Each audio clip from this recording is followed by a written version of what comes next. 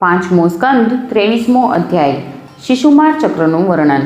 શ્રી સુખદેવજી કહે છે, હે રાજન, સપ્તર્ષિઓથી 13 લાખ જોજન ઉપર ધ્રુવલોક છે। આને ભગવાન વિષ્ણુનું પરમપદ કહે છે। અહીં ઉત્તાનપાદના પુત્ર પરમ ભગવત ભક્ત ધ્રુવજી વિરાજમાન છે। અગ્નિ, ઇન્દ્ર, પ્રજાપતિ, કશ્યપ અને ધર્મ આ બધા એકી સાથે અત્યંત આદરપૂર્વક એમની પ્રદક્ષિણા કરતા રહે છે। અત્યારે પણ કલ્પ પર્યંત રહેતા લોક એમના જ આધારે સ્થિત રહેલા છે।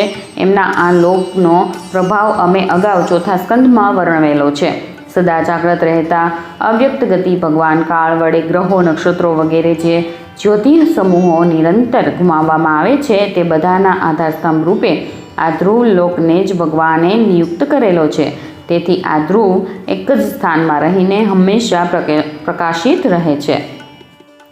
જેમ મઢી સ્તંભમાં એટલે કે ડુંડામાંથી દાણા છૂટા પાડવાની પ્રક્રિયામાં અનાજના ડુંડાઓને ખૂંદનારા પશુઓ ટૂંકી, લાંબી અને સમાન એટલે કે મધ્યમ માપની રાશ એટલે કે દોરડાથી બંધાઈને ક્રમશઃ નજીક, દૂર અને વચ્ચે રહીને થાંભલીની ચારે તરફ વર્તુળ બનાવીને ઘૂમતા રહે છે, તેવી જ રીતે તમામ નક્ષત્રો અને ગ્રહો બહારના અંદરના ક્રમે આ કાળચક્રમાં નિયુક્ત થઈને ધ્રુવલોકનો જ આશ્રય લઈને વાયુથી પ્રેરિત થતા કલ્પના અંત સુધી ઘૂમતા રહે છે। જેમ વાદળા અને બાજ વગેરે પક્ષીઓ પોતાના કર્મોની સહાયથી વાયુને આધીન રહીને આકાશમાં ઉડતા રહે છે, તેવી જ રીતે આ જ્યોતિર સમુદાયો પણ પ્રકૃતિ અને પુરુષના સંયોગને આધીન રહીને પોતપોતાના કર્મો અનુસાર ચક્કર મારતા રહે છે, પૃથ્વી પર પડતા નથી।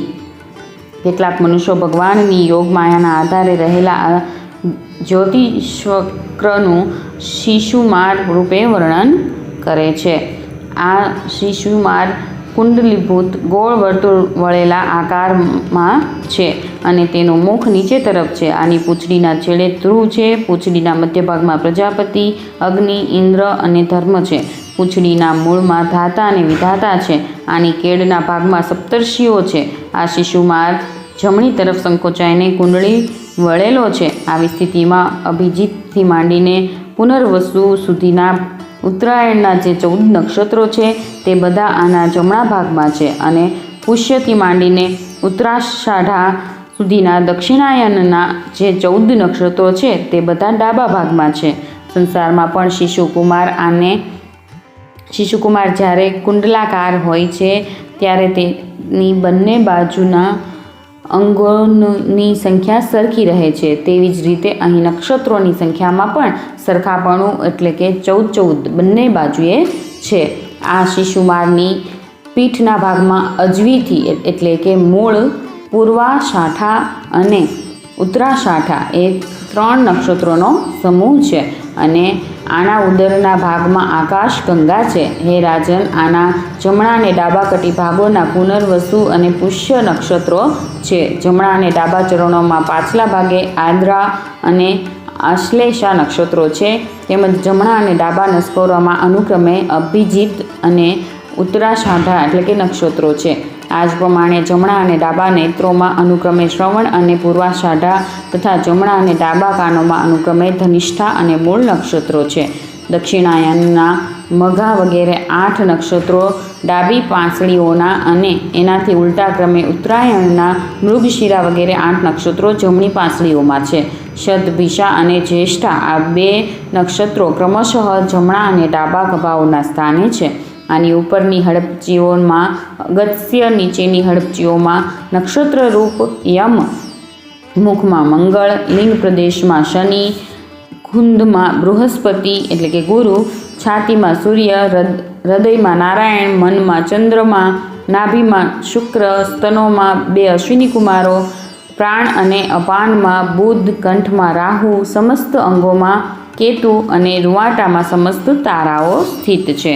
હે રાજન, આ શિશુમાર ભગવાન વિષ્ણુનું સર્વદેવમય સ્વરૂપ છે।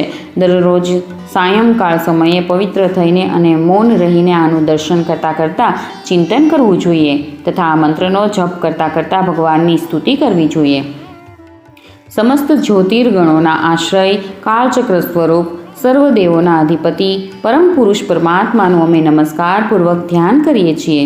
ગ્રહો, નક્ષત્રો અને તારાઓ રૂપે ભગવાનનું આધિદૈવિક રૂપ પ્રકાશિત થઈ રહ્યું છે. તે ત્રણેય સમય ઉપયુક્ત મંત્રનો જપ કરનારા પુરુષોના પાપોનો નાશ કરી દે છે. જે મનુષ્ય સવારે, બપોરે અને સાંજે ત્રણેય સમય તેમના આ આધિદૈવિક સ્વરૂપનું રોજે રોજ ચિંતન અને વંદન કરે છે, તેના કરેલા પાપ એ સમયે તત્કાળ નાશ પામે છે. 5મા સ્કંદ અંતર્ગત શિશુમાર સંસ્થા વર્ણન નામનો 23મો અધ્યાય સમાપ્ત.